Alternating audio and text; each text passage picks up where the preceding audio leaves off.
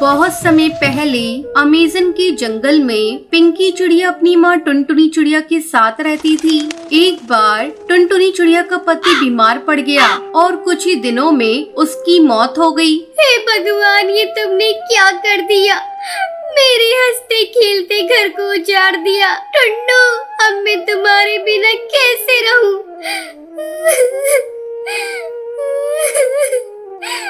इतना कहकर टुनटुनी चिड़िया विलाप करने लगी। पास में बैठी पिंकी चिड़िया भी रो रही थी। इसी तरह कई दिन बीत गए। उनके घर का सारा राशन भी खत्म हो गया था। तब हिम्मत करके टुनटुनी चिड़िया भोजन की तलाश में जाती है। जाने से पहले वो अपनी बेटी पिंकी चिड़िया को समझाती है। बेटा, तुम घर से बाहर मत निकलना। मैं शाम तक भोजन लेकर लौटूंगी। तब तक तुम घोंसले के अंदर ही रहना। ठीक है माँ, मैं नहीं निकलूंगी। टुनटुनी चिड़िया के जाते ही हरी ताई का बेटा मिट्ठू तोता टुनटुनी के घर आता है। अरे पिंकी, चल आज चलकर खेलते हैं। जब से तेरे पापा गुजरे हैं तू खेलने के लिए नहीं आती है। नहीं मिट्ठू, मैं खेलने नहीं जाऊंगी। मेरी माँ ने मुझे घोंसले से बाहर निकलने को मना किया है। पिंकी, तू अपनी माँ से बहुत डरती है। तू चल, तेरी माँ के वापस लौटने से पहले हम लोग खेलकर वापस चले आएंगे। और मिट्ठू तोता के बार बार जिद करने पर पिंकी चिड़िया उसके साथ खेलने के लिए चली जाती है।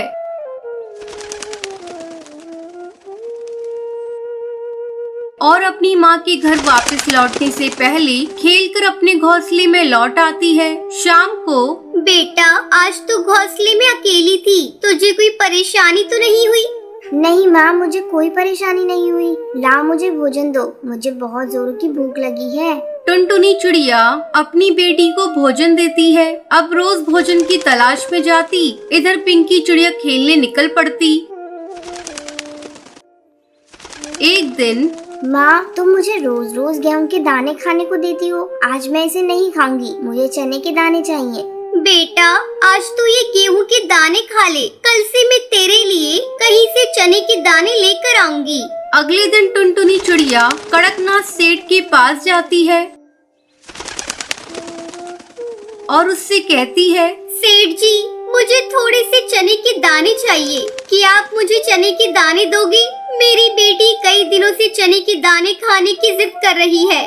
ठीक है, मैं तुम्हें चने के दाने दे सकता हूँ, पर इसके बदले में तुम्हें मेरे खेत को साफ करना होगा। लेकिन सेठ जी, इस खेत पे तो कांटेदार झाड़ियाँ उगी हुई है। मैं इन्हें कैसे साफ करूँगी? सोच लो टुनटुनी बहन, अगर तुम इस खेत की सफाई करोगी तो ही मैं तुम्हें चने के दाने दूंगा। कुछ देर सोचकर टुनटुनी चिड़िया कहती है, ठीक है सेठ जी, मैं तैयार हूँ। मुझे चने के दाने दे दो। टुनटुनी, खेत की सफाई पूरी हो जाने पर ही मैं तुम्हें चने के दाने दूंगा।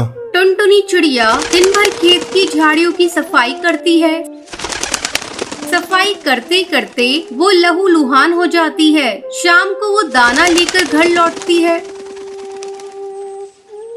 पिंकी बेटा, ये ले, मैं तेरे लिए आज चने के दाने लाई हूँ। पिंकी चिड़िया चने के दाने बड़े चाव से खाने लगती है। टुनटुनी चिड़िया अपनी बेटी को बड़े प्यार से खाते हुए देख रही थी। हे भगवान, मेरी बच्ची की खुशी के आगे मेरे जख्म कोई मायने नहीं रखते। मैं अपनी बेटी को दुखी होते कभी नहीं देख सकती। टुनटुनी चिड़िया ऐसे ही मेहनत मजदूरी करके अपनी बेटी को पाल पोस कर बड़ा करती है। इस कहानी से आपको भी सीख लेनी चाहिए। माता पिता का प्यार बहुत ही भाग्यशाली लोगों को मिलता है, लेकिन जब उनकी उम्र बढ़ जाए तो उन्हें उतना ही प्यार करना हर बच्ची का कर्तव्य है।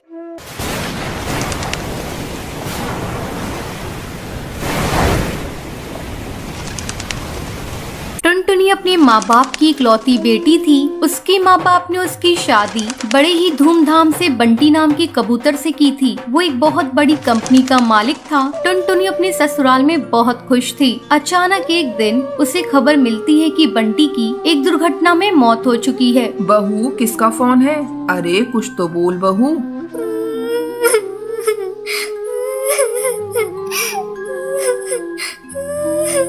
माँ जी, सब खत्म हो गया, सब बर्बाद हो गया। माँ जी, बंटी की तेज तूफान तूफान आने के कारण मौत हो गई माँ जी। बहू तुझे गलत जानकारी मिली है, कोई तुझसे मजाक कर रहा होगा। ला दे फोन, मैं बात करती हूँ। बबली अपनी बहू टुनटुनी के हाथ से फोन ले लेती है। क्या बात है कालू, तूने बहू से क्या बोला है? आंटी जी ये बात सच है, बंटी की मौत हो चुकी है। ये सुनकर बबली रोने लगती है।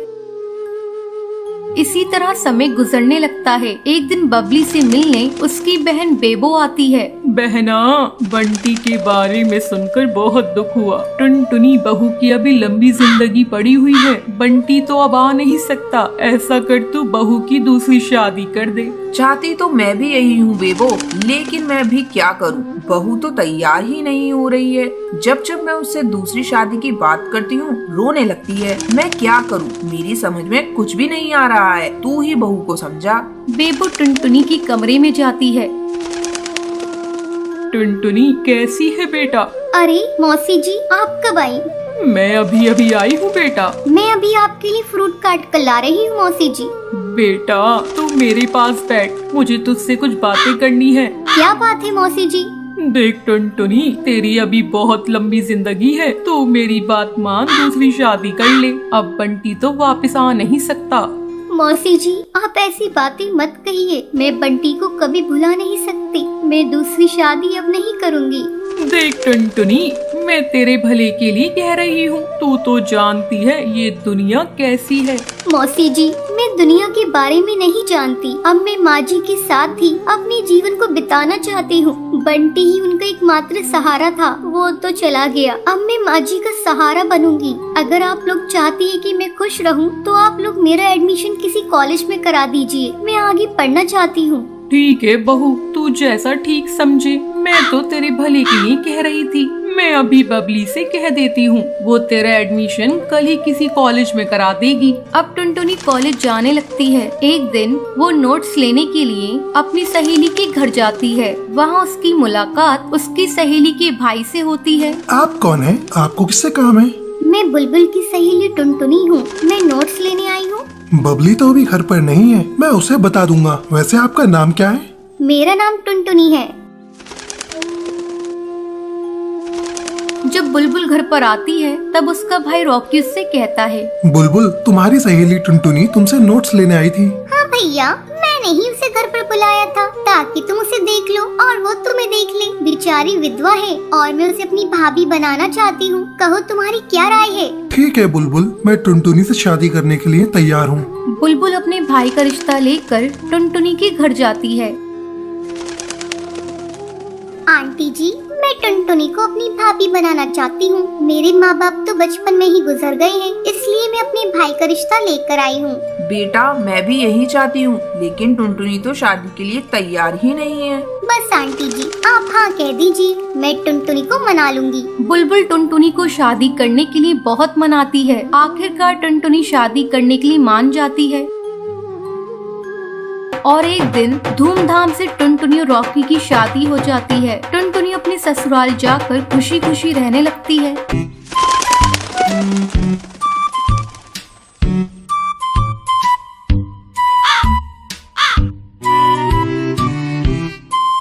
एक जंगल में कल्लू नाम का एक हलवाई था। वो बहुत ही लालची था। वो कद में जितना छोटा था, शरीर से उतना ही मोटा था। उसकी तोंद बड़े मटके के आकार की थी। उसकी मिठाई की दुकान बहुत मशहूर थी। वो मिठाई बेचकर खूब पैसे कमाता था, लेकिन अपने लालची स्वभाव के कारण वो मिठाई में बहुत मिलावट करता था। मिलावटी मिठाई के दाम भी ऊंचे रखता था और किसी भी ग्राहक से ज्यादा पैसे वसूलने की कोशिश करता था। वो लालची होने के साथ साथ बहुत मीठी मीठी बातें करके पक्षियों को उल्लू बनाता था। एक दिन कुछ मिठाई लेने के लिए ग्राहक उसकी दुकान पर आए।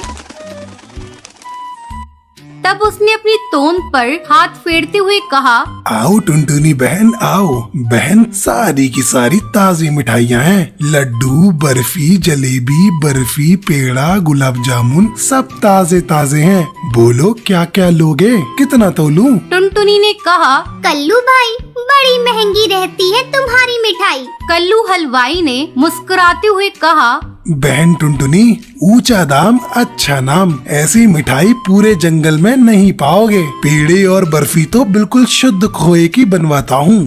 कल्लू भाई, ये पेड़ा तो आज का बना हुआ नहीं लगता है। कल्लू हलवाई ने टपाक से कहा। अजी टुनटुनी बहन, ये पेड़े अभी अभी ताजे बने हुए कारखाने से लाया हूँ। खुशबू से अंदाजा लगा लो मेरी बहन। इस प्रकार से वो अपनी बासी मिठाइयाँ भी बेच लेता था। कल्लू मिठाइयाँ बेचकर बहुत पैसे कमा रहा था, फिर भी उसके मन में और लालच आता गया। उसने एक दिन खोए के एक व्यापारी से संपर्क किया जो मिलावटी खोए का व्यापार करता था। हलवाई ने उससे मिलावटी खोया खरीदना शुरू किया। उसे मिलावटी खोया आधे से भी कम दाम में मिल जाता था और वो उससे मिठाई बनाकर बहुत पैसे कमाता था। इस प्रकार वो पक्षियों की सेहत और धन दोनों के साथ खिलवाड़ कर रहा था। कल्लू हलवाई की पत्नी ने एक दिन उसे टोका और कहा, आप ऐसा मत कीजिए, ये मिलावटी खोया आपके लिए बहुत बड़ी मुसीबत खड़ी कर सकता है। कल्लू ने गुस्से में आकर अपनी पत्नी से कहा, तू मेरे काम में टांग बतड़ा, व्यापार में ये सब कुछ करना पड़ता है।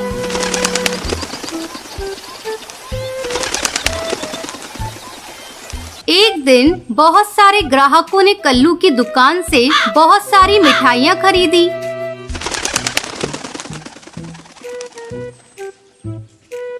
कुछ घंटों के बाद जंगल में बहुत सारे पंछी को फूड पॉइजनिंग हो गई, जिसने कल्लू की भी मिठाई खाई। वो सभी बीमार होकर हॉस्पिटल पहुंच गए। ये खबर पूरे जंगल में फैल गई। पुलिस कल्लू की दुकान पर पहुंच गई। थानेदार ने कल्लू से कहा, कल्लू, तुम्हारी मिठाई खाकर बहुत से लोग बीमार हो गए, तुम्हें हमारे साथ थाने चलना होगा। मेरी मिठाइयों में कोई दोष नहीं है, गर्मी बहुत पड़ रही है, जंगल का मौसम खराब है, आप मेरी मिठाई खा के तो देखिए। कल्लू धीरे से बुदबुदाया, आप कहें तो घर के लिए 2-4 किलो तोल दूं? थानेदार ने अपने सिपाहियों से कहा, मिठाइयों के सैंपल लो, जांच के लिए भेजना है और कालू को थाने ले चलो। कल्लू गिड़गिड़ाता रहा, लेकिन उसकी एक न चली। उसके लालच ने उसे सलाखों के पीछे भेज दिया। जैसी करनी वैसी भरनी, लालच बुरी बला है।